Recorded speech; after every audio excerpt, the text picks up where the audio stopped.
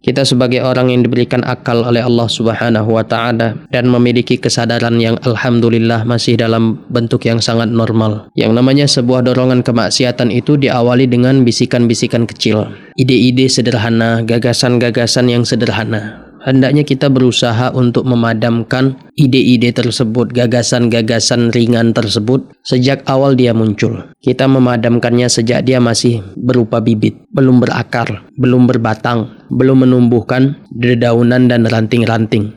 Tentu itu lebih mudah. Menghilangkan sesuatu yang sifatnya masih bibit. Kalau istilah kita mungkin mencegah lebih baik daripada mengobati.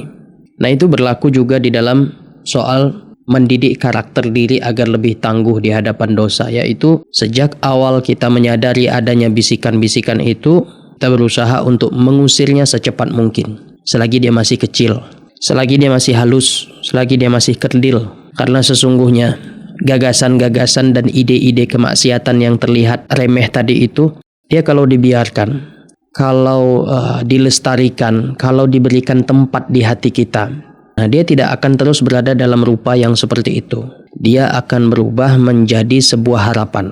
Awalnya tadi hanyalah gagasan-gagasan ringan, ide-ide sederhana untuk melakukan sebuah kemaksiatan-kemaksiatan.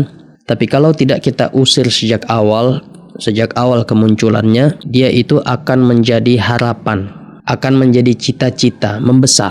Dia akan mulai menumbuhkan akarnya kalau tumbuhan. Kalau dia sudah berupa menjadi sebuah gagasan di dalam hati kita, menjadi sebuah harapan di dalam hati kita, menjadi sebuah cita-cita di dalam hati kita, maka inilah dia modal harta orang-orang yang merugi. Karena apa?